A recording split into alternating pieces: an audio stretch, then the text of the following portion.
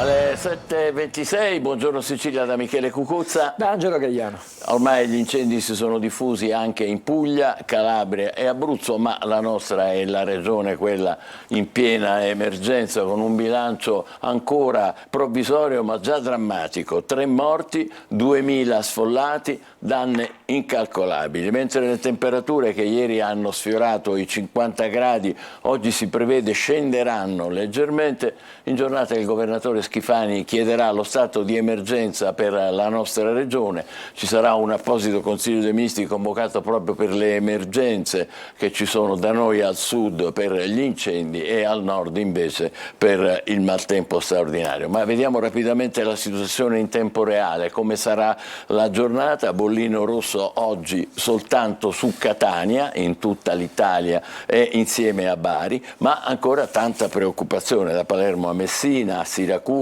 al centro della Sicilia. Roghi ci sono stati anche nella riserva di Pergusa. Le fiamme stanno facendo danni, stanno terrorizzando la gente, distruggendo abitazioni e campagne. Immagini come queste sono purtroppo diffuse un po' in tutta la regione. Senza sosta il lavoro dei vigili del fuoco, alcuni di loro sono feriti insieme con delle guardie forestali, parecchi sono rimasti intossicati. Ma sentiamo le ultime da Palermo in diretta con Marco Gullatti. Marco. Buongiorno Michele, buongiorno Angelo. Ho voluto fare il primo collegamento per Buongiorno Sicilia proprio da qui. Siamo praticamente sempre ad Altofonte, alle spalle lo vedete, quello è il bosco della Moarda. È stato praticamente l'incendio più vasto delle ultime ore, tra l'altro ancora non è domato del tutto, lo vedete alle mie spalle. Sì, si vede il fumo, nettamente, sì, si vede il fumo. Sì, ancora ci sono ovviamente dei focolai accesi. Pensate che per domare questo rogo ci sono volute più di 7 squadre dei vigili del fuoco e 2 Canadair impegnati ieri, perché l'incendio era davvero di grandissime dimensioni. Tra l'altro c'erano anche delle villette, non alle spalle dove vedete, ma comunque nelle zone limitrofe, che sono state fatte evacuare. Ci sono 2000 sfollati, possiamo anche dare qualche numero. Pensate che tra 2000 sfollati almeno 1000 sono nel comune di Altofonte. Il sindaco ieri infatti ha raccomandato di abbandonare le case più a rischio, e quindi tantissime persone hanno passato la seconda notte fuori casa. E poi ci sono purtroppo i morti, Michele, 3 in tutto, una signora che non è stata soccorsa a San Martino delle Scale proprio a causa dei roghi, e poi 2 a Cinisi, 2 corpi carbonizzati che sono stati trovati proprio ieri nel pomeriggio.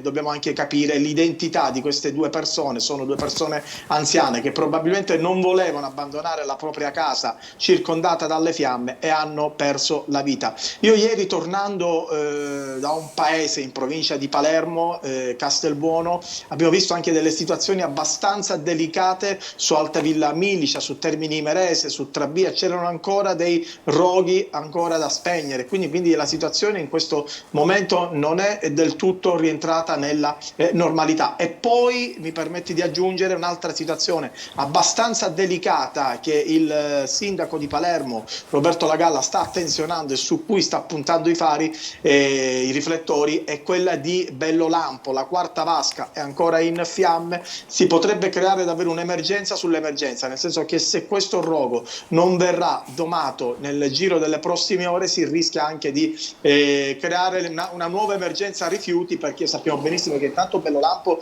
ha dei problemi di suo. Se dovesse essere out anche che la quarta vasca, sarebbe sicuramente un grande problema per la raccolta rifiuti in città. Va bene, grazie in diretta Marco Gullà. Ti prego poi in chiusura di programma di aggiornarci ancora. Avete sentito un quadro davvero desolante, 3 morti purtroppo, 2000 sfollati in Sicilia, 1000 dei quali soltanto ad Altofonte, ancora in fiamme la vasca di Bellolampo, danni incalcolabili. Vediamo adesso a Catania, la situazione a Catania è molto simile, è un unico inferno con un unico fronte di fuoco dalla città alla provincia, fiamme altissime, pensate, hanno bloccato la 18 con decine di automobilisti che sono rimasti lì paralizzati, fermi sull'autostrada.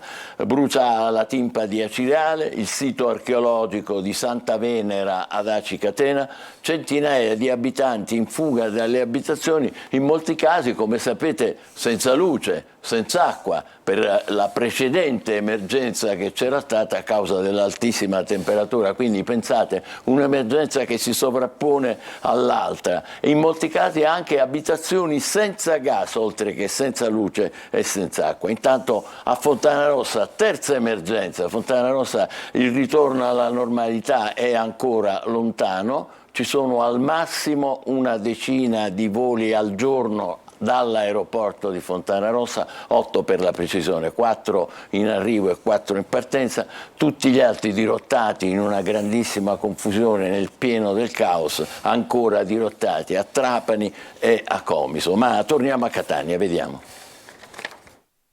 Alle 5 del pomeriggio l'autostrada è chiusa, l'emergenza incendi colpisce anche la A18, la Messina-Catania, vietata alla circolazione da San Gregorio ad Acireale.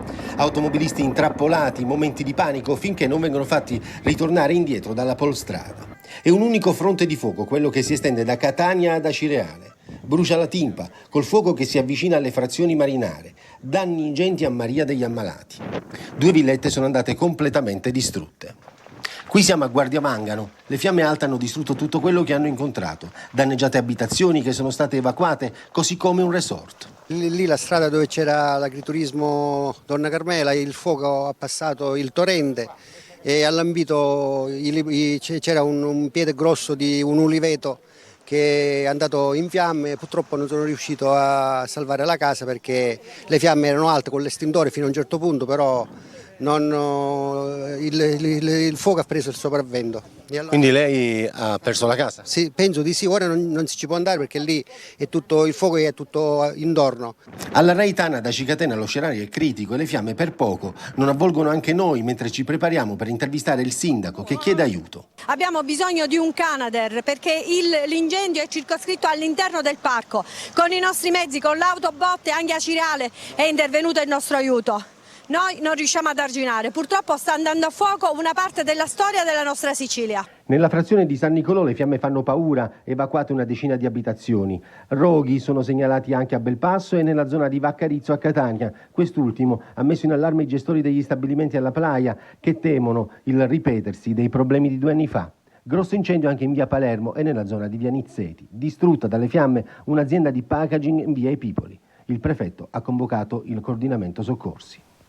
A combattere con queste fiamme dappertutto, da Palermo a Catania, a Siracusa, in ogni parte della regione, a combattere con queste fiamme altissime che distruggono, danneggiano, spaventano, hanno provocato anche 3 morti. Ci sono i nostri vigili del fuoco, sono figure che spesso dimentichiamo, in realtà sono figure a cui dobbiamo tantissimo, insieme con le guardie forestali, hanno fatto un sacrificio enorme anche ieri, lo faranno anche oggi, pagando perché alcuni di loro sono rimasti ustionati, alcuni sono intossicati. Ne abbiamo in diretta uno di loro, si chiama Carmelo Barbagallo, è un vigile del fuoco impegnato anche ieri e anche oggi sarà impegnato naturalmente per la nostra salvezza. Lui fa parte di un sindacato che si chiama USB e che tante volte ci aveva segnalato la carenza di organico, l'abbiamo raccontato tante volte al TG Sicilia e anche a Buongiorno Sicilia. Buongiorno Carmelo,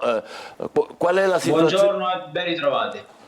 Benvenuto, ci racconti un po' del vostro straordinario sforzo e dei danni che avete subito ieri. Beh, che l'Italia è un territorio di disastri annunciati, già l'abbiamo detto più volte. Quello che è accaduto ieri in Sicilia, a Catania, a Palermo e Messina soprattutto, ma ora ho visto che anche Siracusa è stata coinvolta. Diciamo, erano cose già prevedibili. L'estate è arrivata in tutt'uno all'improvviso, come era già prevedibile perché le condizioni meteo le avevano previsto. Purtroppo, fin quando non accade l'evento, non si possono inserire le squadre aggiuntive. avevamo una squadra boschiva solamente in tutte le province, però quotidianamente siamo costretti a chiudere i distaccamenti. Noi da una settimana lavoriamo in queste condizioni. Ieri c'è stato il picco massimo, tantissimi colleghi durante la settimana hanno avuto colpi di calore, tantissimi si sono fatti male perché le condizioni lavorative erano veramente estreme. Le persone ovviamente volevano salvare le case, chi voleva salvare le macchine, chi aveva le fiamme attorno, e noi ci dovevamo stoccare. Barbagallo, le volevo chiedere questo, ringraziandovi naturalmente per il lavoro preziosissimo che avete svolto. Ha detto situazione prevedibile, altre volte anche attraverso i nostri mezzi di comunicazione parlava di carenze di organico, è così? Assolutamente sì. In Sicilia è una situazione veramente paradossale, così come nel resto d'Italia, però noi, essendo distaccati, dobbiamo aspettare nell'eventualità che ci sono micro o macro emergenze che arrivino aiuti da altri posti.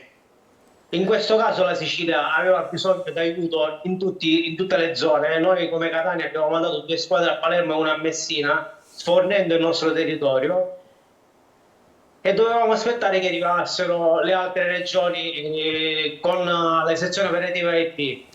Io sinceramente non le ho viste, ovviamente ci vogliono i tempi che ci vogliono, però qui c'era il filimotto. Cioè non è arrivato nessuno dalle altre regioni, sta dicendo questo Barbagallo?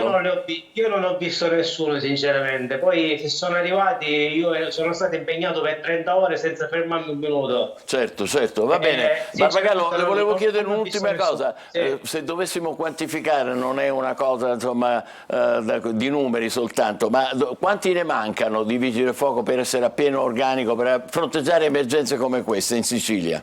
In Sicilia ci vogliono almeno 300 unità per lavorare in condizioni di non farsi male. Certo, Ci certo. vogliono almeno 300 unità. 300... Noi più volte l'abbiamo detto e torneremo nuovamente allo sciopero, torneremo nelle prefetture fin quando non ci ascoltano. Noi lo diciamo quotidianamente e costantemente per la salvaguardia dei cittadini e dei vigili del fuoco soprattutto. Vi seguiremo, Vi seguiremo naturalmente. Per chiudere in una battuta, che giornata ci aspetta Barbagallo come vigili del fuoco? Mi aspetto che si allevi il caldo, però ancora ci sono tantissimi incendi in giro.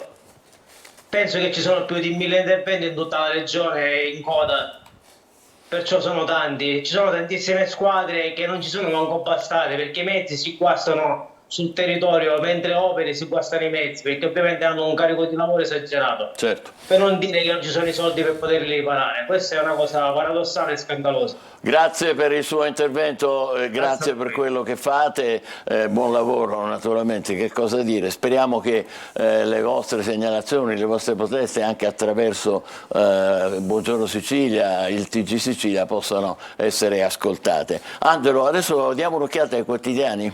Sì, partiamo dai quotidiani regionali, partiamo dalla prima pagina della Sicilia che ha una foto che piuttosto eloquente.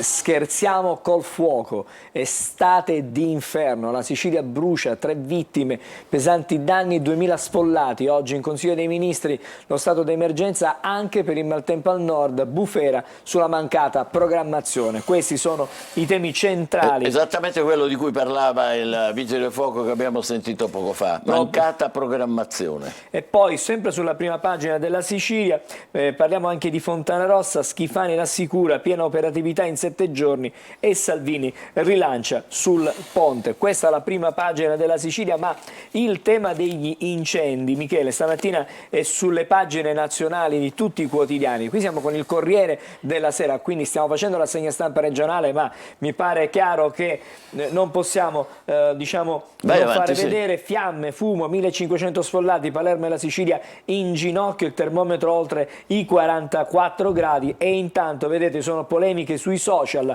Ferragni in ferie alle Eolie e quel post solo per Milano. Ci sono praticamente ha mandato un post dalle Eolie dicendo: Milano speriamo che state tutti bene, e invece era in Sicilia che stava bruciando tutto. Quindi questa è la conferma, come dire, della consapevolezza che raggiungono queste star del web, no? Che sanno tutto, capiscono tutto, sono colti, sono preparati.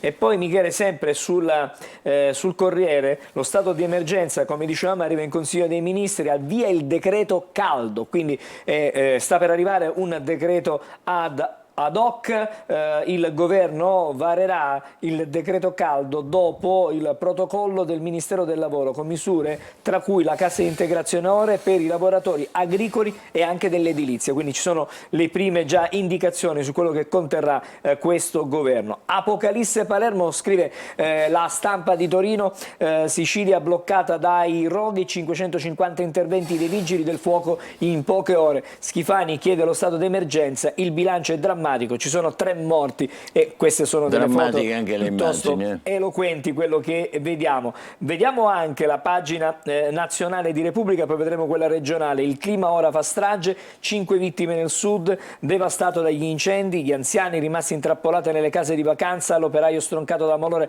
dopo i soccorsi, 3 morti in Sicilia, gli altri in Calabria e Sardegna, afe e fumo, centinaia di codici rossi e ricoveri, una situazione davvero quasi apocalittica, come diceva prima la Stampa. E su Repubblica ancora, meteo estremo causato dalle ondate di calore è colpa dell'uomo. Questo è uno studio dello World Weather Attribution. Ecco come nascono alluvioni e super grandinate. Gli esperti avvertono l'aumento del gas serra nell'atmosfera sposta l'equilibrio del clima. Torniamo adesso alle pagine regionali. Siamo su Repubblica Palermo con questa foto. Mamma mia, guarda. Molto, vedete qui.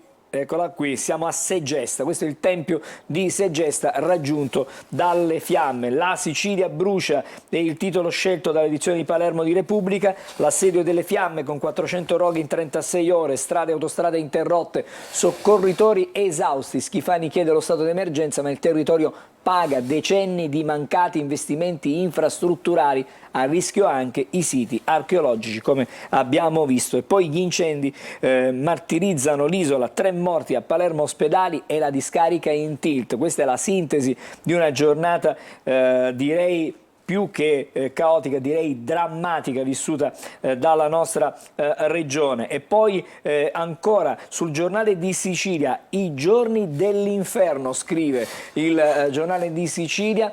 A Cinisi trovati i resti carbonizzati di 2 anziani, soccorsi bloccati, una morta a San Martino, gravi ustioni per 2 forestali, terrore, centinaia di sfollati. E poi c'è anche Punta Raisi con che foto. il caos, mattina di caos, poi si recuperano i voli, più aerei a Catania, ma la normalità è lontana. Adesso Punta Raisi, ricordiamo, è aperta, l'aeroporto è aperto. Autostrade e statali chiuse per ore, il traffico impazzisce, a Palermo blackout e zone senza acqua. Insomma, si ripete a Palermo quello che si è verificato a Catania, guasti dovuti alle ondate di calore. E anche qui le fiamme vicine al tempio di Segesta, ma è stato minacciato anche il santuario di Tindari.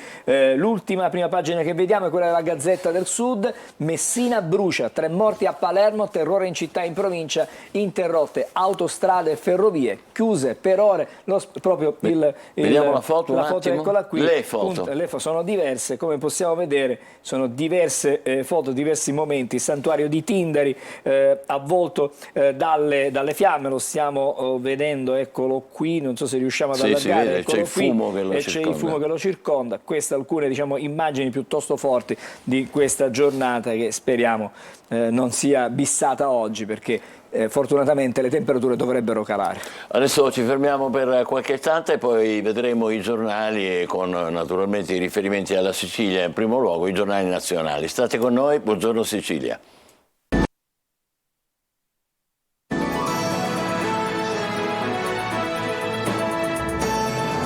48, buongiorno Sicilia, in diretta stiamo ricostruendo l'apocalisse incendi in Sicilia, finora 3 morti, 2000 sfollati, danni incalcolabili. Vogliamo vedere sui quotidiani, Angelo, cosa viene raccontato? Allora, siamo sul Corriere della Sera, tempeste e roghi, scrive il Corriere, l'Italia è ferita, 5 vittime, milioni di danni, bufera di vento e grandine a Milano, shock e devastazione. Ripercorre tutto quanto succede in Italia il Corriere. E poi ancora Palermo Palermo va a fuoco, paura e 3 anziani morti, questo per quanto riguarda proprio nello stretto la nostra regione. Scontro sull'autonomia, Meloni non chiude sul salario minimo. Poi c'è una buona notizia di carattere economico, crescita all'1,1%, l'Italia meglio di Parigi e Berlino, queste sono le stime del Fondo Monetario Internazionale. Lasciamo il Corriere, siamo sulla prima pagina di Repubblica e anche qui c'è questa foto piuttosto forte, il sud brucia,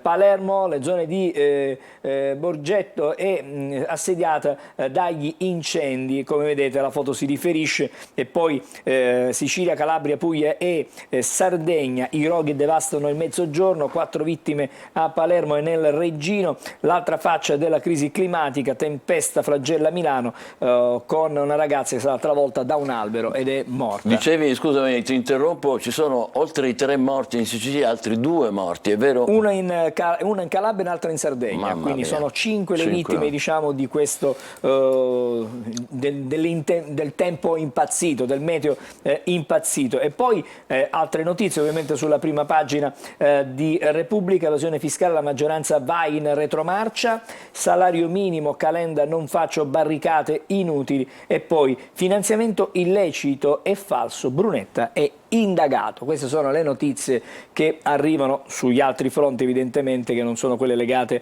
al clima impazzito. Inferno Italia, vedi, questa è l'avevamo vista prima questa immagine, una foto terribile, forte, una foto davvero forte. L'umanità sotto scacco, la riflessione di Carlo Petrini, e poi Sicilia, la fine del mondo di Stefania la fine del mondo, Auci. Sì, questa è, diciamo, la foto di Segesta, quello che ci fa che ci mostra in prima pagina la Stampa. E poi la politica dietro font di Meloni sul salario minimo, dibattito a settembre, il PD parla di balletto odioso per le vicende invece che riguardano l'informazione. Saviano via dalla RAI, passa il diktat di Salvini, giravolta di Fuertes, guiderà il San Carlo. E poi la Tunisia rispetta i diritti umani, parliamo di migranti, il ministro Piantedosi, i controlli in mare ci sono, non basta l'approccio, diciamo, securitario. Beh, vedremo, ci sono tante polemiche su questo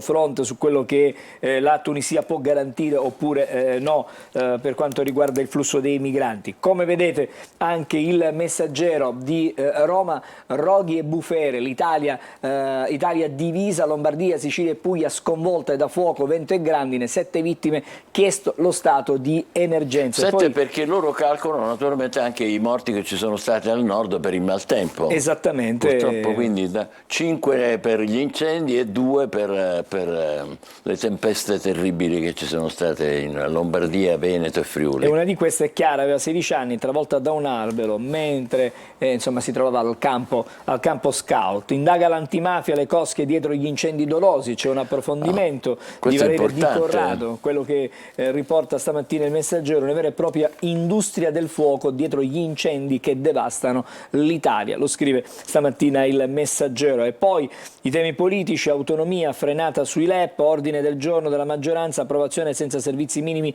per il Sud, il Fondo Monetario, il PIL italiano sale ancora, Roma meglio di Berlino e Parigi. Queste sono le notizie che arrivano sul fronte economico. Il Fatto Quotidiano, Sud in agonia, Salvini spegne il fuoco con il ponte e con il nucleare. Questa è la polemica del quotidiano, blackout e niente acqua, vedi le due facce che vengono messe in evidenza, Catania e Palermo allo stremo, il governo va in tilt. Queste sono dunque le notizie. Vediamo la foto, si può vedere, ci riusciamo? Cos'è? No?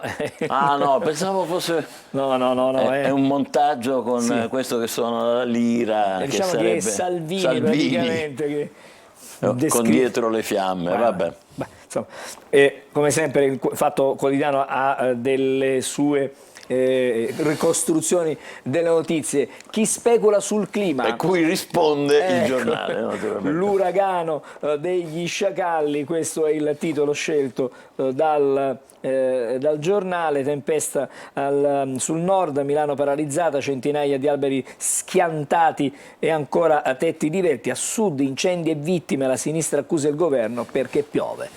Queste sono le ricostruzioni. Poi Fondo Monetario Internazionale, l'Italia ora corre più di Francia e Germania. Abbiamo un PIL a più 1,1 e quindi la Meloni il segno dell'efficienza del governo. Poi i dati vengono certamente poi letti ognuno secondo la propria, il proprio modo di vedere, la propria filosofia. Acqua e fuoco sull'Italia, ma sul clima siamo divisi, la riflessione tanto di per Avvenire. cambiare, noi ci dividiamo su tutto. Quindi 4 vittime per i roghi al sud, Milano flagellata da una tempesta, giovane scout morta povera, a anche Brescia. lei. E vedete, ci sono 2 foto, una che riguarda i danni del maltempo, delle tempeste del nord, dall'altra parte il fuoco che sta divorando Palermo. Eloquenti queste immagini, migranti, processo di Roma e ancora 10 tragiche morti. Tajani ad Avvenire, cooperazione, sviluppo, legalità e umanità sono i temi su cui puntare per provare insomma in qualche modo a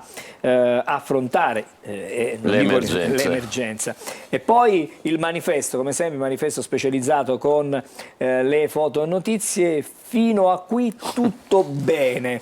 Perché crudamente ironico, questo, come si può dire? Tempeste al nord, roghi al sud, 5 morti in Italia, Palermo nel fumo, fiamme da Cinisi a Punta Raisi a Milano, strade bloccate da alberi abbattuti. Non è meteo, è il clima che cambia, ma i negazionisti sono al lavoro e il piano, diciamo, anti-afa del governo è inutile. Quindi questo è quello che scrive. Giudizio senza appello. Assolutamente Il Messaggero. Poi l'unità. Manifesto questo, quello è il manifesto. Siamo sull'unità, perché ci sono 2 notizie come sempre. Da una parte la destra contro Rita Bernardini è troppo liberale e disobbediente, mentre dall'altra parte l'avete riconosciuto? Mick Jagger, che è il leader, no, dei Rolling Stones.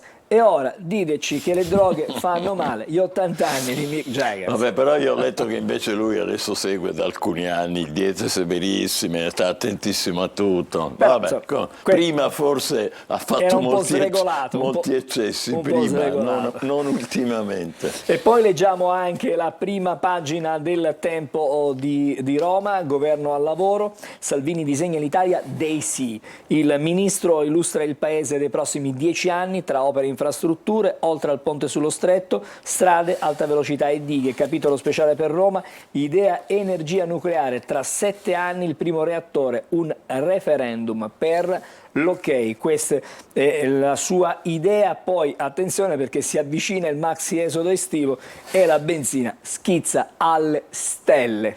Porti una tanica del vostro miglior diesel a quelle ragazze sedute in macchina. Questo stamattina. E poi chiudiamo con una notizia che in qualche modo ci riconcilia con il mondo dello sport. I mondiali di nuoto, l'Italia sta facendo davvero incetta di medaglie. La romana Quagliarella, il solito check-on d'argento in Giappone. Insomma, la spedizione ci sta dando tantissime soddisfazioni. Chiudiamo per il momento la pagina della rassegna stampa e anche degli incendi, la riapriremo in chiusura di programma. Voglio ricordare a chi si fosse messo in ascolto finora che il bilancio è terribile, ci sono 3 morti in Sicilia, 2000 sfollati, danni incalcolabili, super lavoro di vigili del fuoco e guardie forestali, diversi di loro sono rimasti intossicati dal fumo, qualcuno è andato anche in terapia intensiva e, come ci ha ricordato Carmelo Barbagallo in diretta poco fa, nella nostra regione mancano 300 vigili del fuoco. Ci fermiamo qui, guardiamo il meteo di oggi. Ben ritrovati ai nostri telespettatori da Vanessa Minotti di Trebi Meteo. Tempo e miglioramento al nord Italia nella giornata di mercoledì, con solo qualche rovescio a tratti intenso che potrà ripresentarsi sul Triveneto. Fenomeni anche sul Medio Adriatico, più soleggiato altrove ma con caldo in attenuazione. In dettaglio in Sicilia ci attende un mercoledì ampiamente soleggiato ma con venti davvero sostenuti, mari in prevalenza mossi, a tratti anche molto mossi. Temperature massime che tenderanno in generale a diminuire, solo localmente raggiungeranno ancora i 36-39 gradi. Per quanto riguarda invece la giornata di giovedì, contesto che resterà analogo, ancora alta pressione protagonista, venti ancora una volta a tratti sostenuti, le temperature massime tenderanno ulteriormente a diminuire con caldo più accettabile, valori tra i 30 e i 35 gradi. Tutti i dettagli come sempre sull'app di Trebi Meteo. Sono le 7.58, questo è Buongiorno Sicilia, abbiamo con noi Giovanni Scapagnini, che è uno scrittore al quale diamo il benvenuto, e con lui respiriamo finalmente un pochino un'atmosfera completamente diversa, perché parleremo di Eden sommerso. Non so se vedete, questa è acqua che, come dire, ieri era estremamente necessaria nel pieno della nostra emergenza. Giovanni Scapagnini, insieme con Francesco Cinelli, ha scritto questo libro pubblicato da Mondadori, che è un viaggio, vedete nel sottotitolo, nella scienza delle alghe, dell'alimentazione, longevità e sostenibilità. Ma è tutto, ci incuriosisce, sono cose meravigliose quello che ci raccontate. Da dove cominciamo? Gli ecosistemi marini, cosa sono? Allora, cominciamo proprio dalle origini del pianeta, perché le alghe sono per noi un oggetto misterioso, sono le cose che danno fastidio sulla spiaggia, perché sembra che... Esatto. I bambini fanno un po' schifo. No? Le alghe è un universo pazzesco, dobbiamo l'origine del pianeta a questi piccoli organismi, cioè 3 miliardi di anni fa sono stati i primi a fare l'ossigeno che respiriamo, e ancora oggi noi non ce ne rendiamo conto, si parla sempre dell'Amazzonia, delle foreste. Sì. Il 70% dell'ossigeno che respiriamo adesso è prodotto dalle alghe. Quanto? Le alghe non sono il 70%. 70% dalle alghe. Se aggiungiamo anche l'ossigeno che si trova nell'acqua, cioè quindi nell'oceano, quello è fatto completamente dalle alghe. Quindi la capacità di questo polmone, che noi non percepiamo, perché non sono solo le alghe che noi chiamiamo macroalghe, quelle grandi, ma soprattutto il fitoplancton, quelle piccolissime che coprono tutto l'oceano. 70% di ossigeno praticamente tutto. Poi sono ovunque, dappertutto. Non lo stiamo distruggendo anche quello, no? Le alghe sopravvivono bene, non solo, hanno diciamo, uno dei grandi temi è legato alla sostenibilità. L'Europa ha investito tantissimo anche da un punto di vista della comunicazione sul concetto che il futuro nutrizionale, del sostegno proprio nutrizionale, dipenderà dalle alghe e dagli insetti. Gli insetti fanno un po' impressione dal punto di vista... Ne abbiamo parlato più volte. Sulle alghe è più semplice, ma soprattutto la cosa bellissima è che per far crescere le alghe ci vuole un po' di acqua, il sole, e l'unico effetto collaterale è che puliscono l'oceano. Quindi non c'è bisogno di concime, non c'è bisogno di nulla, e sono dotate di, contengono al loro interno veramente tutto quello che ci serve. Proteine di straordinaria qualità, grassi saturi che servono a farci stare bene, vitamine, c'è veramente tutto. Dobbiamo prepararci a mangiarci le alghe? Sì, ma già lo facciamo, cioè una delle cose che da un punto di vista... Già lo facciamo? Beh sì, non solo in Giappone, in questo viaggio, diciamo, tra l'altro è collegato a delle riprese bellissime, perché è nato con un documentario che sta andando ancora avanti, è uscito prima il libro del documentario, però ad esempio tutto il nord d'Europa, noi pensiamo sempre che il Giappone sia stato all'origine dell'uso delle alghe alimentari per il sushi, nella realtà le popolazioni celtiche, i vichinghi ne facevano un uso abbondante, ancora oggi in Irlanda è parte fortissima dell'economia nazionale. Però a parte l'alimentazione, che è importantissimo, su cui poi dovremo naturalmente approfondire e vedremo nel corso del tempo come ci dovremmo abituare a questo, le alghe sono utili, leggo, per tutta una serie di cose incredibili: energia, farmaci, cosmesi, integratori dell'agricoltura, purificano l'acqua inquinata. Vengono usate veramente capitolo per capitolo. Capitolo per capitolo. Allora, farmaceutica e nutrizione, oltre alle cose che servono a nutrirci, sono un sacco di sostanze che sono state identificate all'interno delle alghe. Io sono un professore universitario, mi occupo, ho fatto biochimica, adesso nutrizione umana, da 5 anni, ma 20 anni biochimica, ho fatto sempre materia. Sempre ricerca. Per esempio, nelle alghe rosse è stata scoperta una sostanza che si chiama omotaurina, che adesso è un farmaco per l'Alzheimer, perché blocca la formazione della beta-amiloide, che è la proteina morfa dell'Alzheimer, e così 1000 di queste storie. Cosmesi, forse il prodotto più interessante che oggi abbiamo a disposizione per la cellulite, che è un problema irrisolto, e tutti considerano, vabbè, è un inestetismo, nella realtà becca il 90%, forse anche il 95% delle donne, quindi è un tratto somatico. Anche un po' gli uomini. Gli uomini un pochettino, anche gli uomini hanno un po' di cellulite, però ecco, i prodotti contenuti nelle alghe, in particolar modo alcune sostanze terpeniche contenute nelle alghe, hanno un impatto incredibile nel ridurre il fenomeno della cellulite, e servono da concime per il terreno, servono come mangime per gli animali, addirittura riducono le emissioni di metano. Potrebbe far ridere questa cosa, ma ha un impatto di nuovo sull'atmosfera incredibile. Biocarburanti, sono 20 anni che si riescono già a fare biocarburanti molto efficaci dalle alghe coltivate, e non so chi di voi è stato all'Expo di Dubai, ma nel padiglione Italia c'era questa vasca piena di alghe perché depurava l'ambiente e trasformava un ambiente poco sano da un punto di vista della respirazione in un ambiente pieno di ossigeno. Per realizzare questo libro lei ne ha approfittato per fare l'ennesimo giro del mondo, il giro degli oceani. In questo caso devo dire di sì, non nascondo, è un libro anche fotografico, sono tutte foto l'80% originali, cioè fatte da noi in giro per il mondo. E quindi nel giro per il mondo.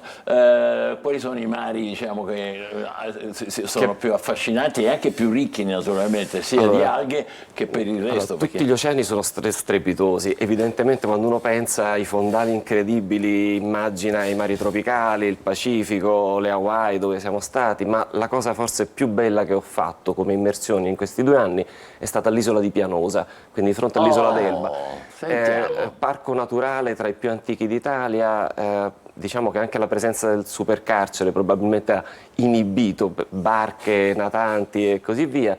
Questo ha fatto sì che il fondale sia rimasto quello che era il Mediterraneo degli anni 30 e non ho mai visto tanti pesci e tanta natura, veramente uno spettacolo incredibile. Adesso professore stia attento perché lei con Cinelli qua rischia grosso. Mare siciliano.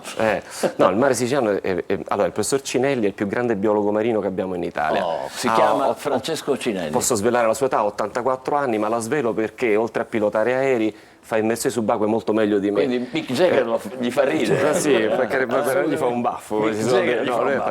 Ed è innamorato del mare siciliano. Adesso stiamo andando ad Ustica a fare delle immersioni, proprio fra qualche giorno. Andate a Ustica? Sì. Che lì è un posto meraviglioso. Meraviglioso, è un mare pazzesco. Ci sono le alghe a Ustica? Certo, le alghe sono dappertutto, no? Non si sfugge. Allora, adesso tornando a parlare seriamente, scienza delle alghe, voi le studiate, le descrivete, le proponete. C'è qualcuno che se ne occupa in maniera seria adesso di tutte queste cose? Abbiamo sentito Alzheimer, cellulite, concimi, mangimi, biocarburanti. Mille gruppi, cioè da un punto di vista industriale investimenti realmente significativi. Dicevo, l'Europa sta investendo moltissimo sulle alghe, ha iniziato un programma per i prossimi 20 anni di supporto anche alle aziende, alle start-up che stanno provando a utilizzare le alghe in tutte queste declinazioni. E da un punto di vista scientifico anche il mio piccolo gruppo di ricerca, che è in un network internazionale, lavora moltissimo sull'utilizzo delle alghe come fonte di elementi originali. Fantastico. E quali sono i mari sui quali invece bisognerebbe essere un po' più prudenti, più attenti, magari provvedere a evitare che si danneggino? Noi abbiamo 2 grossi problemi, uno se ne parla proprio in questi giorni in maniera particolare, il riscaldamento globale. Evidentemente questo ha un impatto particolarmente complesso su tutto l'ecosistema. Evidentemente l'altro è clamorosamente collegato all'inquinamento umano, cioè quindi l'antropizzazione di fatto sconvolge un po' gli equilibri all'interno. Le alghe sono una soluzione anche per questo, cioè sono dei depuratori naturali che assorbono il negativo e trasmettono all'ecosistema il positivo, quindi anche in questo spingere verso cioè coltivare le alghe veramente non richiede nulla se non un pezzo di mare. Sta dicendo che le alghe si possono coltivare? Assolutamente sì. Ma lo possiamo fare noi a casa anche? Bisognerebbe avere un pezzo di oceano, se abbiamo una casa al mare penso di sì. No, per dire, voglio dire, si può... Sì, assolutamente sì. In Sicilia fra poco aprirà uno dei più grandi stabilimenti di produzione di microalghe, pur sempre alghe sono, del mondo, giusto, del mondo. C'è stato un grande investimento anche su questo. Alla coltivazione, si dice così? O sì, coltivazione. Sì. Ecco, per risanare un pochino i mari, bisognerebbe farlo, si può fare? Si può fare, e, diciamo nei mari del nord è già stato sviluppato in termini molto strutturati, si chiamano fattorie, diciamo, multidominio, perché si allevano pesci, si allevano mitili, cioè quindi varie tipologie di organismi marini, e le alghe intorno sono oggetto sia di raccolta ma soprattutto di mantenimento di un equilibrio corretto. Perfetto, l'ultima domanda che le faccio è un po' obbligatoria, lei già ne ha accennato, professore, ma dobbiamo parlare di questo clima così terribile. Lei parla del mare, vediamo un po' se c'entra anche questa questione del mare. Cioè noi qui ormai parliamo, le parole si sprecano, apocalisse, tragedia, dramma. Fuoco da una parte e dall'altra Io credo butterei un attimo un po' di acqua sul fuoco. Cioè è difficile, onestamente frequento molto ambienti decisamente più esperti di quello che posso essere io, che mi occupo di tutt'altro. Però se da un lato l'effetto serra e tutto quello che riguarda l'antropizzazione hanno impattato negativamente, i cicli, diciamo anche quasi fisiologici del pianeta sulle temperature non sono così distanti da quello che era prevedibile, quindi tutto sommato esiste anche un effetto legato a momenti storici del pianeta. Quindi si sommano le due cose, possiamo dirlo questo? Direi di sì, cioè, quindi non pensiamo necessariamente all'Apocalisse. Quello che si può fare probabilmente, visto che siamo diventati così bravi a prevedere gli eventi, la scienza dovrebbe fare fondamentalmente questo, prevedere il futuro e cercare di metterci una pezza. Strutturare programmi di prevenzione potrebbe essere, come per la salute anche per l'ambiente, un filino magari più, utilizzando le alghe proprio. Sicuramente è uno degli strumenti che ci offre la natura tra i più interessanti. È anche più facile. Direi proprio di sì. Complimenti al professor Giovanni Scapagnini e al suo coautore Francesco Cinelli. Questo è l'Eden sommerso, un viaggio meraviglioso nella scienza delle alghe, dell'alimentazione, longevità, sostenibilità, pieno anche di documentazione fotografica straordinaria. Complimenti, grazie per essere stato con noi. Adesso ci fermiamo, poi continueremo a parlare di cose un po' così, un po' di attualità. Succedono cose strane. Oggi sappiamo che viene bocciato il programma di Saviano, che non andrà in onda in Rai, però nel frattempo succede che due cronisti dicono delle frasi un po' inadatte forse al servizio pubblico e vengono anche loro redarguiti in maniera seria. Grazie ancora a Giovanni Scapagnini, state con noi, poi parleremo di quello che è successo in telecronaca. A dopo, buongiorno Sicilia.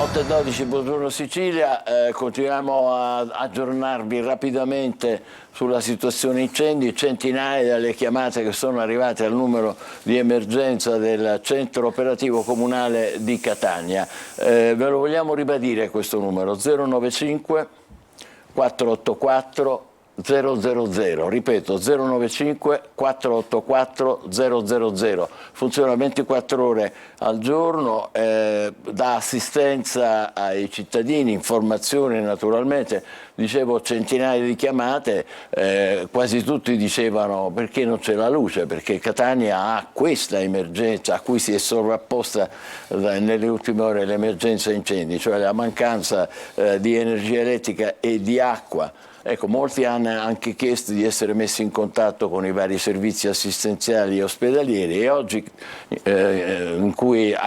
oggi giornata nella quale solo a Catania e poi a Bari si preannuncia il bollino rosso, naturalmente sarà necessario magari qualche volta fare riferimento al Centro Operativo Comunale di Catania, COC, come lo chiamiamo noi giornalisti che tendiamo sempre a chiudere e a racchiudere. Allora 095 484 000.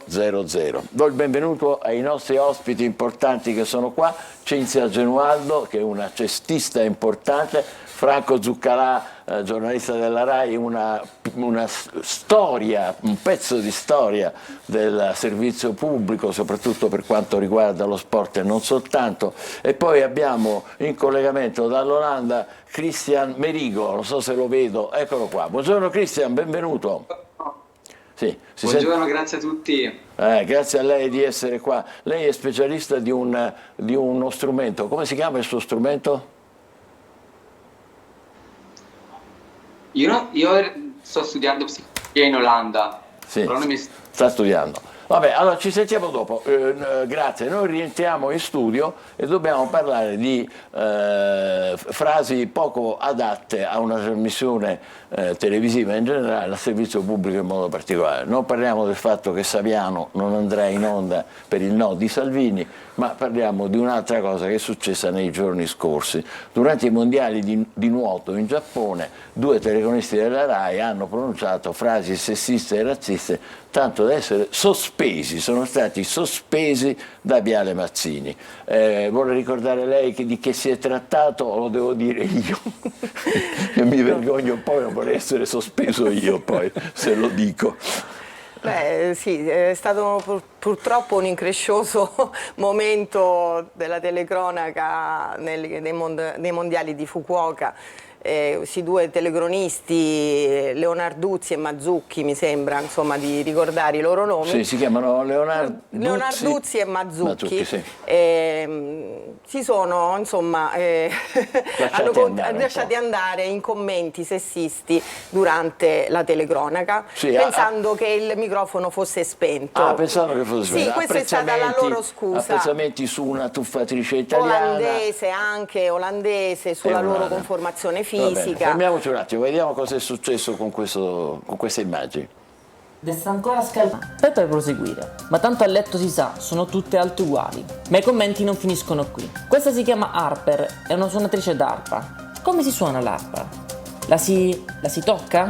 No, la si pizzica. Per proseguire. Si direbbe un liccato, perché mi sembrava molto preciso anche come sincronismo. Qua Leonarduzzi fa una battuta sulla distorsione nella pronuncia della R del nome di Riccardo Giovannini, ricalcando uno stereotipo razzista sul linguaggio cinese. Il caso Leonarduzzi però non si chiude solo ai mondiali di nuoto, ma ci sono anche dei precedenti. E ne hanno detta oggi una, mi vogliono far vincere 100 euro se la dico, perché mi hanno detto una battutaccia che io riferisco. Hanno detto una battutaccia, donna, Nanak, tutta Tanak. 2 anni prima aveva fatto Vabbè, rientriamo in studio. Franco Zuccarà, ma a parte che il livello, insomma, ancora cioè donna nana, ma come si fa, io dico, nel 2023 ad avere a ridere per queste cose che sono offensive, sbagliate, gravissime, ma sono anche cretine queste cose. Ma sai, quando io ho messo piede in Rai, dove tu sei stato con Sono me, cresciuto. ci hanno insegnato qualche cosa di importante. Per esempio, Oddo mi ha detto: quando vedi un microfono, anche svitato, non parlare mai, perché a me è capitato e mi ha raccontato un suo incidente, eccetera. Per cui io non parlavo, cercavo di stare sempre zitto. Queste cose capitano perché c'è impreparazione, perché adesso sono arrivati. Una volta Stagno mi diceva come si doveva parlare, cosa dovevo dire, l'atteggiamento, come dovevo stare davanti a una telecamera. Adesso arrivano, tutti fanno televisione. Tutti fanno televisione. No? E naturalmente questi sono i risultati. Fa lei perché non la devo fare io, no? È così più o meno che funziona. Sono non soltanto sgradevoli, sono anche il segno di una cultura, come dire, come minimo retrograda, maschilista, sessista, cioè questi sono rimasti a, non so. Purtroppo quello che poi mi sconvolge è che lui si è scusato dicendo: non sapevo che il microfono era aperto. Perché a microfono chiuso invece perché a microfono chiuso no? è giusto, si può fare. Ecco, questo proprio testimonia questo retaggio culturale. C'è una, come dire, questo non so, adesso lasciamo stare i due colleghi, ma vuol dire che nel nostro paese c'è ancora gente che scherza su queste cose? Purtroppo sì. Ed è un retaggio culturale che bisogna combattere secondo me dall'inizio, dall'educazione che viene impartita nelle famiglie, nelle scuole, insomma cercare di educare al rispetto delle persone, di non giudicare al di là diciamo, dell'apparenza, guardare oltre, e soprattutto nell'ambito lavorativo io credo che ci siano state tantissime situazioni di questo tipo. Mi viene in mente anche della vostra collega giornalista toscana Greta Beccaglia, che si è sentita palpare il fondoschiena durante una diretta, e tutto questo è stato anche molto diciamo ridimensionato, sminuito in quel momento, mentre per fortuna la magistratura ha fatto il suo corso ed è stato giudicato questo atto come violenza sessuale. Quindi secondo me bisogna essere molto severi su queste cose, cercare di dare un'educazione fin dall'inizio in questo senso a tutti, e questo diciamo sia nelle famiglie che nelle scuole, cercare di educare i ragazzi, le ragazze ad andare oltre al giudizio fisico, estetico, perché oggi purtroppo nella nostra società abbiamo questi schemi, questi ideali, mentre la diversità è sicuramente un valore aggiunto. Però Franco, scusami, a microfono spento o aperto anni fa, noi comunque non ci saremmo permessi nemmeno per scherzo di dire queste cose neanche nei corridoi dell'azienda, è Ma giusto? voglio dirti una cosa, per esempio io ho lavorato così, ho lanciato, diciamo così, Paola Ferrari, Simona Ventura, che si sono cimentati nello sport, e anche allora si diceva aiutale perché ne sanno poco. Questo era un pregiudizio che esisteva. E a dei tempi di mio nonno, che aveva 3 figlie femmine, e diceva alla mia matrigna, perché era la mia matrigna, diceva tu muta perché si femmina. E questa era la filosofia di tanti anni fa, ma parliamo di 80 perché oltre 80 anni fa. Ma comunque anche nell'ambito giornalistico le donne sono sempre partite ad handicap, però si sono affermate, tant'è vero che la Ferrari, la Simona Ventura, tutti questi hanno fatto una grande carriera. Infatti, è bellissima questa tua testimonianza, è altrettanto severa, immagino e spero sia stato colto. Il senso, volevo parlare un momento adesso con più calma, che poco fa era un po' complicata la cosa, con Cristian Merigo, che è in Olanda, è in collegamento con Skype. Vediamo. Eccoci. Eccoci. Mi sento un po' bassi, ma cerchiamo di farlo funzionare. Sì, lì in Olanda è tutto diverso, come funziona? C'è il body shaming, come diciamo noi, o comunque c'è il sessismo, come viene giudicato? Allora, sicuramente una cosa che io noto dell'Olanda è che c'è una grande sensibilità e accettazione quando nuovi termini vengono introdotti nella lingua con il fine di arrivare a un linguaggio più inclusivo che porti anche al rispetto di tutte le persone. Continua, prego. Certamente questa cosa non è da generalizzare, nel senso che varia da contesto a contesto. Io derivo da un contesto internazionale universitario dove questa cosa è prevalentemente forte, ovviamente spostandosi in un contesto prettamente maschile di fraternità, già questo concetto cambia. Sì, il collegamento è un po' così, ma ti capiamo. Ti faccio ancora 2 domande. Innanzitutto, poco fa hai tentato di spiegare a me, che ti ho interrotto bruscamente, cosa fai in Olanda, che vorrei ci ricordassimo tutti, non è al Polo Nord, ma fa parte dell'Europa e fa parte, diciamo, della nostra comunità. Cosa fai lì in Olanda? Io mi sono appena laureato in psicologia e sto per iniziare un master sempre con l'uso della psicologia, ma in relazione al lavoratore e come rendere l'ambiente di lavoro più motivante e sicuro.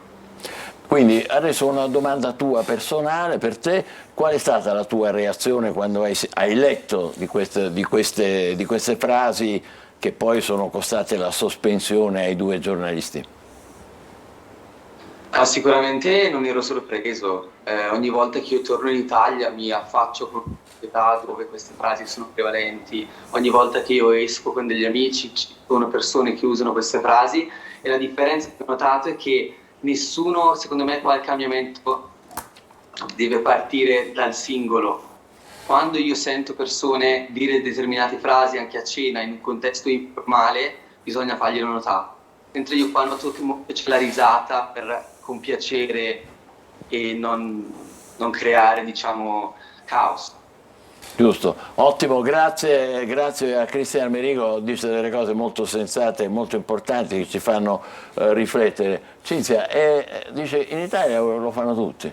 Sì, purtroppo sì, diciamo che oggi mentre venivo qua pensavo anche alla mia quotidianità e purtroppo mi capita spesso di sentire magari delle frasi mentre uno sta in giro, o sembra banale, ma anche quando si giocava magari la pacca nel fondoschiena amichevole veniva, diciamo, un po', non dico accettata, però sembrava, tra virgolette, normale. Non può essere questo, diciamo, nel tempo per fortuna sta cambiando, ma c'è ancora molta strada da fare. Questo avveniva anche quando lei giocava in maniera più intensa? Sì, certo, poteva succedere qualche volta, però ecco, uno non poneva l'attenzione in modo specifico, però oggi, tornando indietro, ripensando a certe cose, penso che è sbagliato, e quindi bisogna, come diceva Merigo dall'Olanda, bloccare le cose sul momento, e quindi anche quando siamo insieme in compagnia, magari con amici, cercare di far vedere o di evidenziare che determinati atteggiamenti o frasi sono fuori luogo. Cristian completamente. Dall'Olanda approva quello che lei sta dicendo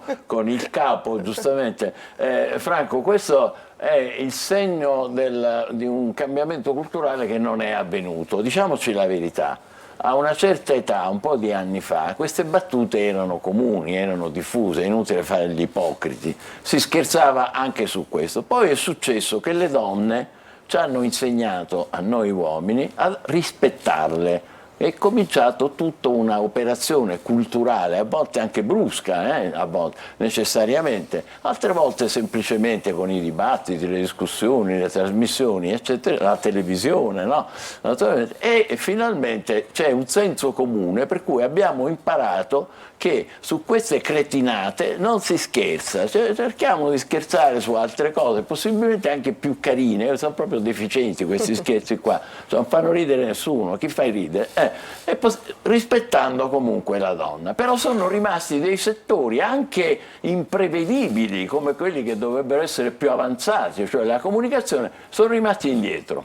Ma sai, il problema è stato quello dell'emancipazione della donna, perché da quando la donna ha cominciato a lavorare, si è resa indipendente sul piano economico dall'uomo, ha acquistato una grande personalità, tutte cercano di inserirsi nella società a parità degli uomini, e naturalmente questo si è sentito. Allora è una rivalsa nostra? No, una nostra rivalsa, un senso di inferiorità secondo me, da parte dell'uomo nei confronti della donna. Bellissimo questo, ecco perché esprimiamo, come dire, questa specie di malizia. Di rabbia. Di rabbia. Sì, In realtà è un senso di inferiorità, sei d'accordo Angelo?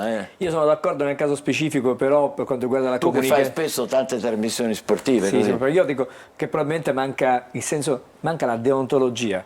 A questa categoria non appartiene più la deontologia. Nel caso specifico si è dimenticata. Si fa giornalismo o si avvicina a questo mestiere con approssimazione. Una volta c'erano i Montanelli, c'erano i Biagi, questo è una grandissima pecca. Un po' meno. Il giornalismo, che dovrebbe essere uno dei settori più avanzati perché è la comunicazione, quindi mette in contatto la gente con la gente, dovrebbe essere quello più irreprensibile, anzi che dà l'esempio, capirai, no? È giusto, Cinzia? Sì, ma poi io vedo per esempio che mancano molte telecroniste donne in ambito di sport maschili. Anzi, oggi si comincia a vedere, a sentire delle donne che fanno le telecronache di partite di calcio. Esatto. Diciamo, però vedo che è una cosa che sta cominciando ora, ci vorrebbero di più, e poi devo dire che le donne sono anche molto brave. Franco chiude Franco. Quando ho cominciato a vedere il calcio femminile a Torino, un giorno c'è stata una partita, c'era molto pubblico che era curioso e tanti hanno gridato: andate a fare la calza. Però le nostre ragazze sono ai mondiali, cosa che non ha fatto la nazionale maschile. Ma adesso sono passati anche 40-50 anni da quel momento. Ci fa riflettere Franco Zuccalà, ringraziamo moltissimo lui con Cinzia Genualdo e dall'Olanda Cristian Merigo, che ci dà il bellissimo esempio delle giovani generazioni che di questi problemi, grazie al cielo, non hanno e anzi si danno da fare all'estero. Ci fermiamo qua, tra poco parleremo di bolle in vigna, potrebbero interessare un po' tutti, però sempre con moderazione. State con noi, buongiorno Sicilia.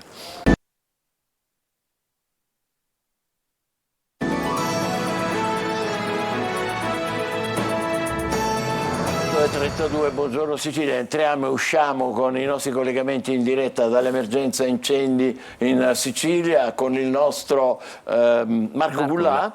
Adesso siamo a Villa Ciambra, frazione di Palermo, vediamo cosa capita. Marco, eccoti.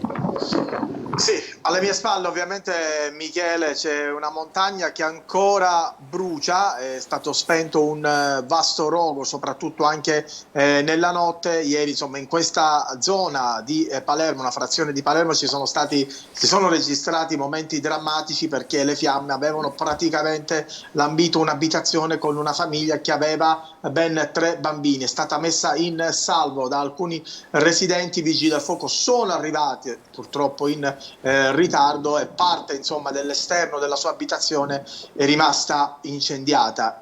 Però la situazione che al momento sembra un po' più tranquilla, infatti il rogo ormai è quasi spento, però c'è un altro problema che non riguarda soltanto questo quartiere, questa frazione di Palermo, Villa Ciambra, ma riguarda anche altri quartieri del capoluogo, perché tantissime famiglie sono senza luce e acqua, quindi insomma una sorta di Catania bis che sta succedendo anche a Palermo. Ci sono interi quartieri che non hanno luce e soprattutto acqua da più di 24 ore, sono arrivati anche dei messaggi, delle segnalazioni, le abbiamo anche registrate tra virgolette sui vari social. Ci sono veramente famiglie che hanno bisogno di corrente elettrica, ma in questo momento non risponde nessuno. Quindi dopo i grandi incendi che ieri hanno devastato ettari ed ettari di vegetazione e non solo sul capoluogo, adesso subentra un nuovo problema, quello dei disagi ovviamente per la mancanza di corrente, per la mancanza di acqua. All'aeroporto Falcone Borsellino ancora la situazione non è del tutto tornata alla normalità. Ci dicono che questa mattina ci sono tantissime persone in fila e soprattutto le procedure anche di check-in vanno a rilento. Certo. Un'ultima cosa che vorrei chiederti, Marco, vedo la nube vastissima alle tue spalle. Ieri è stato così, i Canadair in molti casi non hanno potuto decollare proprio perché il fumo eccetera ha impedito che potessero mettersi in volo, per cui i vigili del fuoco, con i quali abbiamo parlato in diretta qualche minuto fa, hanno dovuto muoversi soltanto con mezzi da terra. È ancora così questa situazione secondo te?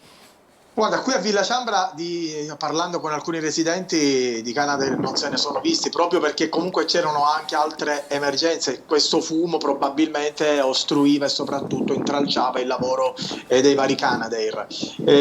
Sì, alcuni vigili del fuoco hanno dovuto lavorare per terra, ma soprattutto via terra, ma soprattutto ti dico che non solo loro, in tanti quartieri, Michele, molti vigili del fuoco non sono nemmeno arrivati proprio perché c'erano altre emergenze, e quindi allora di necessità virtù tantissimi cittadini si sono ovviamente armati di pazienza ma soprattutto di grande volontà e hanno provato a spegnere i roghi loro, come anche nel caso di un quartiere specifico a Palermo che è quello dello Sperone. C'erano le fiamme che stavano interessando una zona dove c'era una pompa di benzina e pensa che i residenti, per addirittura evitare che questo fuoco arrivasse alla pompa di benzina, hanno anche messo dei tir davanti, insomma delle scene davvero incredibili. Davvero incredibili. Grazie Marco. Marco Gullà ci ha accompagnato nel corso di tutta la mattinata. Adesso riposati un attimo e poi casomai eventualmente ci aggiornerai in chiusura di programma. Intanto vi voglio dare delle notizie in diretta che ci ha procurato il nostro Tonino De Mana in questo istante. Le fiamme, qui siamo nel Catanese, hanno attaccato la pineta dei Monti Rossi di Nicolosi, che conoscete benissimo, hanno costretto all'evacuazione un camping e altre strutture. Monti Rossi di Nicolosi, vasti incendi sono in corso anche a Zafferana, al lavoro anche qui senza sosta vigili del fuoco, personale del Corpo Forestale della Regione Siciliana, alcuni dei quali ieri abbiamo raccontato si sono fatti male, un paio anche gravemente. E lì però per le aree di maggiore rischio è già stata chiesta l'attivazione dei Canadair, speriamo che facciano in tempo prima che le nubi rendano difficile e complicato il loro decollo. E intanto abbiamo visto sparse un po' in tutta la Sicilia il ritorno delle mascherine. Pensavamo di averle dimenticate per sempre dopo la fine della pandemia, e invece tantissima gente è costretta a usare la mascherina per i fumi che ci sono nelle città e nelle campagne. Adesso ci fermiamo qui provvisoriamente per quanto riguarda gli aggiornamenti sugli incendi in Sicilia e diamo il benvenuto a due nostri ospiti che poverini non c'entrano niente con questa vicenda, anzi ci vogliono rallegrare per quanto possibile con un'esperienza molto bella che stanno conducendo. Sono Maria Carella, che è un'enologa delle cantine Nicosia, e Francesco Chittari, che è co-organizzatore dell'evento e promotore dell'associazione Spumanti dell'Etna. Quindi andiamo tra i filari di Monte Gorna. Dov'è? Montegorna siamo nel comune di Trecastagni, tra i 500 e i 700 metri sul livello del mare, dove l'azienda Nicosia e con tante altre aziende nel comprensorio vinifica questo cunetto vulcanico. Parliamo di uno dei paesaggi straordinari del nostro vulcano che si affaccia sul mare, che guardando il mare anzi dà modo di maturare perfettamente le sue uve di Caricante. Stiamo vedendo Nerello qualche Mascalese. immagine, per fortuna qui sono immagini belle, tranquille, della più bella Sicilia che abbiamo. Stasera prende il via la quarta edizione di Bolle in Vigna, che è organizzata appunto dalle cantine Nicosia. Che cosa prevede il programma? Sì, stasera? è la festa del metodo classico Eterneo, questo è il payoff di questo evento che 4 anni fa prende vita per celebrare appunto gli spumanti etnei, in particolare gli spumanti Sossa Tressanti di cantine Nicosia. Perché noi siamo specializzati in spumanti. Noi siamo molto specializzati e diamo anche tanto successo con i nostri vini e i nostri spumanti. Basti pensare che quest'inverno Wine Enthusiast ha dato uno spumante etneo, il rosato di cantine Nicosia, tra i migliori 100 vini al mondo, quindi parliamo di spumanti di altissima qualità. Qua. E questo qui? Sì. Sossa Tressanti? Caricante? Questo è il Caricante, questo è la versione fatto da uva a bacca bianca, ma c'è anche una versione da uva a bacca nera fatto in rosato. Ecco, qui sono alcuni degli animatori, vedete che bello, guarda quanti bicchieri che hanno, bevete poco. Maria Carella, che programma c'è stasera? Buongiorno. Buongiorno a lei. Stasera è in programma una masterclass alle 18:30, quindi è un focus sul metodo classico, non solo etneo, quindi non solo con il nostro spumante, che per di più è il 60 mesi, quindi un lungo affinamento sui lieviti, perché questo è il tema della masterclass, ma saranno presenti altre aziende sia del territorio nazionale e sia internazionale, quindi avremo lo Champagne Palmer che fa anche da sponsor alla manifestazione, avremo anche Bella Vista, quindi Franciacorta. Tutto questo sempre a Montegorna. Trecastagni più o meno. Trecastagni, volevo dire una cosa, queste iniziative che sono certamente interessanti, che ci danno anche un po' di relax in una fase di emergenza come questa, sono specchio però di un'attività economica e creativa importante per la Sicilia, è vero? Sì, sì, in particolar modo la Sicilia ovviamente è molto specializzata nel settore vitivinicolo. Oggi la presenza di metodo classico in Sicilia è una realtà emergente molto importante, ancora una realtà di nicchia sull'Etna, chiaramente per i quantitativi di ettari presenti che sono soltanto 1100 in tutta l'Etna, ma sicuramente è una realtà molto importante che dà visibilità al territorio. Noi nasciamo nel 2011 con la produzione di spumanti metodo classico e da lì, dalla sperimentazione, siamo passati alla commercializzazione, oggi una vera e propria realtà in ascesa con numeri che diventano ogni anno più importanti. Con uve etnee, non solo Caricante ma Nerello Mascalese, vinificato nella versione in bianco, nella versione in rosato, come diceva precedentemente Francesco, e anche lungo affinamento come quello che avremo stasera in degustazione. Marco Selvaggio cosa farà stasera? Ci delizierà con la sua musica al tramonto in 2 momenti musicali, uno anche perché capite bene che un vigneto che si affaccia sul mare è molto suggestivo, poi con un buon calice di spumante diventa tutto un'atmosfera magica e con le giuste note abbiamo chiuso il cerchio. Comincia a che ora? 18:30, vero? Alle 18:30 ci sarà la masterclass, mentre alle 20:30 inizierà poi il party con l'esibizione di Marco Selvaggio, una sorpresa e poi un DJ set, banchi di assaggio sia con una proposta al calice che al piatto. Aiutatemi a fare una cosa che da chi non capisce niente però gli piace naturalmente gustare i vini. Una classifica delle cose migliori, facciamo i primi 3 posti dei vini siciliani, bianchi, rossi, eccetera. Cosa potremmo mettere? Io sono di parte e direi spumanti e tennei, chiaramente, quindi sì, assolutamente, o da Nerello Mascalese o da Caricante, ma sono di parte, mi rendo conto di questo. Secondo? Devo dire che comunque anche in Sicilia sono tantissime le produzioni, c'è un grandissimo fermento sia nella zona del Messinese ma anche nella zona del Ragusano, con l'unica DOCG del Cerasuolo che secondo me anche con il frappato riesce a dare veramente tante soddisfazioni e soprattutto un ottimo abbinamento con la pizza. Usciamo un pochettino dal canone della pizza e birra, e io amante di birre artigianali. Quindi si può bere tranquillamente Io lo anche un suggerisco rosso. anche perché tra le altre cose riesce a dare veramente un gioco al palato molto interessante, anzi suggerisco alle pizzerie di fare anche un minimo di carta dei vini e proporla ai propri invece clienti. che la spina Invece che la solita spina. Lei è d'accordo con questa classifica per chiudere? Assolutamente sì, sicuramente vanno valorizzati un po' tutti i prodotti siciliani che hanno delle potenzialità incredibili, sia bianchi che in questo momento stanno andando molto bene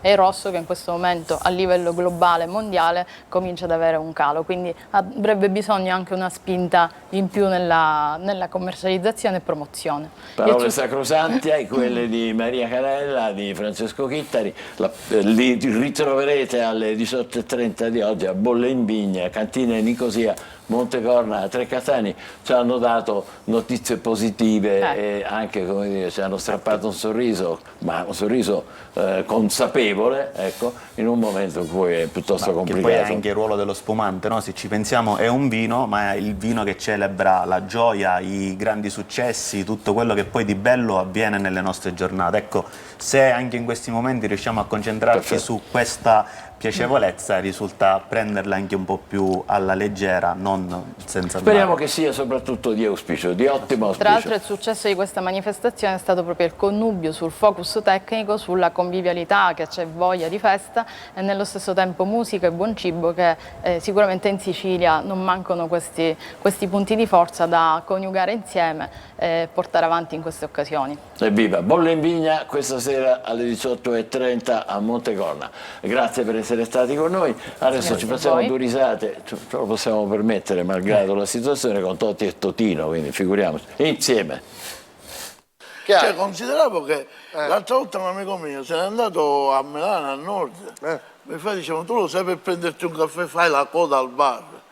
Ma che sono malato, Perché scusa, non è civile. Ah, è civile, che tu ti metti a fare la coda per un caffè. Cioè, scusa, perché tu vai al bar, che fai? Non ho capito. Se c'è la coda, devi.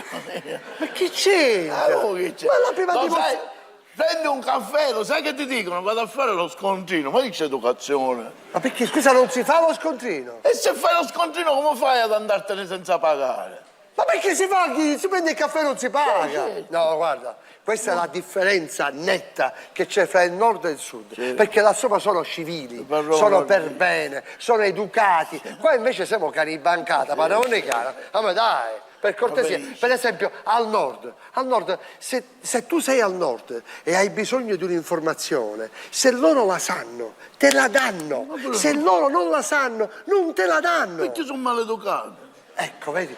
Allora, tu hai bisogno di una lezione di civiltà. E allora te la faccio io. Allora, adesso dove siamo? A Palermo. No, noi siamo qui a Milano. Ci troviamo a Milano. Tu adesso sei arrivato a Milano, sei solo, non conosci nessuno e devi andare dove devi andare? Dove devi andare? Stai facendo tutte cose tue. E dimmelo. Cioè, Tu vieni da Palermo, arrivi qua a Milano, dove stai andando? Da chi vuoi andare? Chi viene a fare a Milano? Allora perché sei venuto a Milano? Tu mi ci hai mandato! No, non ti ho mandato io. Tu sei arrivato a Milano di tua spontanea volontà. Perché sei venuto a Milano? E te lo dico io.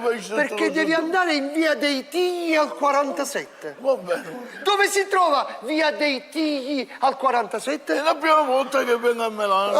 Mica quindi ci devi andare. E allora a chi lo chiedi? A chi? A chi? A me lo chiedi. Perché tu che sei milanese? Io sono milanese, sì. Si sente dall'accento, io sono milanese. Che c'entra? Per ora sto parlando con te, sono volgare come te, ma fra un istante sono milanese. E io ti dimostrerò come si comportano i milanesi. Che? Dove devi andare tu? Via dei Tigli 40. No, la dire tu. No, prima dillo tu. Via dei Tigli 46. E io sono milanese. Ora io ti dimostro come si comportano i milanesi. Io sono un passante, tu sei qua, stai aspettando qualcuno per chiedere informazioni.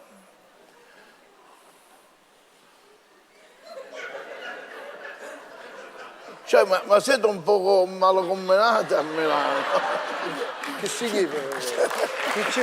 Che cos'è questo malocombinato? Che cos'è? Che cos'è? Questa si chiama postura. A me mi pareva frociura, però... No. Attenzione, attenzione, non offendiamo l'eleganza, non confondiamo l'eleganza, la raffinatezza con la rozzaggine. Va bene. Io sono il passante di prima. Scusi. Sente. Sente. Dici che siamo a Milano. È italiano, Milano è in Italia. Senta. Oh. Scusi, dice a me? Sta parlando con me? Hai bisogno di sapere qualcosa da me? Senta, scusi, sa dove è Via delle Teglie? Via delle Teglie. A te in siciliano Via dei Tigli, come dici tu? Dimmi che è Via delle Teglie. Che cosa sono i tigli? Le teglie del dialetto. I tigli sono delle piante e la strada prende il nome dalle piante. I tigli. 47. Allora, ha bisogno di un'informazione? Sì, vuole chiedermi qualcosa? Sono qui a sua esposizione. Mi dica subito, qualunque cosa ha bisogno sono a sua esposizione. Cosa ha bisogno di sapere? Parli con me. Cosa ha bisogno? Io sono a sua completa esposizione. Cosa vuole sapere? Lo dica a me, cosa vuole sapere? Se lei si zitta io parlo. Me lo dica, su. Sa dove è Via delle Teglie 47? Ho capito che lei vuole dire Via dei Tigli. 47. Allora ascolti, io non so precisamente dove si trova, però guardi, faccio una cosa, più avanti c'è un vigile, non lo so, e siccome non le voglio far perdere del tempo, io la mando dal vigile urbano. Questa è civiltà. No, questa è baciaseria. No, questa è educazione. Noi palermitani se la via non la sappiamo, ci stampiamo. Questa è, dov'è? Questa, per educazione. Perché siete incivili. Sì, fa venire un milanese a Palermo, fallo venire a Palermo. Quale milanese? Che tu, non si Io per fare dove siamo qua? Dove siamo? Ecco, ora è un turino, tu l'hai capito dove già. Va. No, tu Margino. No, io non torno. No, tu Margino non ne siamo. No, non so, siamo qua. No, qua A Palermo. A Palermo. Sei vago, sei vago. Tu non devi vagare, non devi vagare. Ci sono andato prima. Dove? Dove? A vagare. Dai. Allora. Dai, cammina. Minchia, sempre mano. Scusi? Sì, prego. Lei è del luogo? Sì, sono del luogo. Ascolti, qui è Palermo? Sì, già. Allora dovrei andare in Via della Libertà. Per arrivare in Via Libertà sa quanto impiego? Dovrei andare in Via Libertà. Sa quanto impiego ad andare in Via Libertà? Quanto tempo ci vuole? Cammino. Scusi, devo andare in Via Libertà? Te si cammina. Ascolti, io sono stato educato con lei. Le ho chiesto quanto impiego ad arrivare in Via Libertà. Cammina, forse non mi sei sentito. Sto patalicchi, cammina. Guardi che questo non è civile, ascolti, io le ho chiesto soltanto di andare... Vabbè, cammina. Comunque lei non è civile, ascolti, glielo dico io. Un quarto d'ora. Un quarto d'ora? Ma non poteva dirmelo prima! E non lo deve vedere come camminava. Ecco. Chi siete? E che voi questo sapete? Ah, siete chi? Bellissimo, domani alle 21:30 Totti e Totino, fantastici. Allora, vediamo un'occhiata ancora un quotidiano? Semplicemente dalla Stampa, Wagner, il fronte polacco, Michele, cresce l'allarme? Perché Varsavia sposta 2 battaglioni sul confine bielorusso. Il ministro tedesco Pistorius: rafforzeremo il fianco orientale della NATO. Ci sono le parole preoccupanti di Putin. Le regioni occidentali della Polonia sono un dono di Stalin. Quindi è una cosa preoccupante che ricorda moltissimo la Seconda Guerra Mondiale, quando Hitler prima si è pappato la Cecoslovacchia e poi zitto zitto ha invaso la Polonia e è cominciata la Seconda Guerra Mondiale. Speriamo che non vada così. Ecco perché l'Ucraina è fondamentale, lo devono capire tutti. Va bene, allora aggiornamenti per quanto riguarda la difficile situazione. Sono al lavoro in Sicilia per gli incendi, sono al lavoro naturalmente i Vigili del Fuoco, abbiamo sentito poco fa Carmelo Barbagallo dell'USB che ci diceva purtroppo ci siamo dati da fare dappertutto, ma siamo quelli che siamo, ci sono 300 unità in meno. Adesso è arrivata la notizia in questo istante che sono arrivati i rinforzi dei Vigili del Fuoco dal Lazio e dall'Abruzzo, cosa che ieri non era avvenuta e si erano lamentati giustamente i nostri Vigili del Fuoco, alcuni dei quali sono stati anche male, sono stati alcuni ricoverati insieme a delle guardie forestali. Ricordo infine il numero di emergenza del Comune di Catania, 095 484 000, 095 484 3 volte 0, in funzione 24 ore su 24, centro operativo comunale. E adesso vabbè, chiudiamo in maniera allegra festeggiando gli 80 anni di Mick Jagger, anche noi. Ah no, questo lo facciamo, no, momento, devo salutare prima un amico al quale stavo rubando lo spazio, Marco Amato. Marco, scusami, perdonami, quel tuo bel caffè lì, preso dall'emergenza incendi, mi stavo dimenticando. Sì, sono giorni complicati. Degli amici. Sto bene, sono felice di averti qua. Raccontaci un po'. Dunque, allora, oggi vi mostro con orgoglio il rimasuglio di una ex carriera di nuoto da ex ranista, perché oggi parlo di un'icona a me carissima, che è la signora Pellegrini, la divina Pellegrini. Evviva, Federica Leonessa, Pellegrini. lei è sposa, tra l'altro felice, con Matteo Giunta, suo ex allenatore e ora suo marito. Un toro e un leone, due segni fissi, assolutamente caparbi nel perseguire uno scopo e un obiettivo. Beh, a quanto pare si vocifera dai rumors che siamo in dolce attesa. La carriera di Federica, brillantemente condotta, ha finalmente portato alla realizzazione del suo sogno, quella di un matrimonio, una famiglia e uno splendido bambino. Il nostro amore diventa in tre, sembra la frase con cui hanno salutato questo lieto annuncio. Ma è bellissimo, è bellissimo. È bellissimo, quindi tanti auguri a Federica, non solo per la bravura, per essere stata una grande atleta italiana, per averci molto ispirato, e perché adesso si giocano pure i mondiali di nuoto, per cui forza Gregorio Paltrinieri, viva il popolo dei nuotatori declorati di cui ho fatto fieramente parte, e in particolare grazie ai waterpolo e alle mie coach che mi hanno permesso di diventare un campione regionale di grana per una stagione. Ma che bello, ma sei anche un nuotatore, un campione di nuoto. Ero anche un nuotatore, ero un ranista, fieramente la tradizione nuoto Palermo è assolutamente molto florida e molto ricca, ringrazio appunto il waterpolo, 11 anni campioni d'Italia siamo stati con la mia squadra, in particolare la coach Collura e la coach Sabrina Seminatore, che è stata una ex campionessa olimpica, ha disputato le Olimpiadi di Mosca ed è stata la mia coach, a cui io devo la mia rana.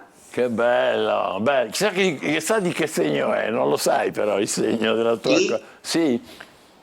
Il segno di? Della tua coach. Il segno della mia coach lo conosco perfettamente, pesci. Ah, eccola qua, la coach di rana è del segno dei pesci. Grazie, grazie a Marco Amato. A voi ragazzi, buona complimenti, giornata. Scusaci per l'incidente di poco fa. Allora, stavo dicendo, adesso festeggiamo anche noi, insomma, quel poco che possiamo fare, gli 80 anni di Mick Jagger. Lui è nato il 26 luglio a Dartford nel Kent, si chiama Michael Philip Jagger, è stato per tutti questi anni. Guardate qui quali erano gli anni in cui era diciamo, proprio veramente il frontman dei Rolling Stones, con Keith Richards alle sue spalle. Vabbè, adesso ci sentiamo uno dei suoi colossi, si chiama Beast of Burden, vuol dire bestia da soma.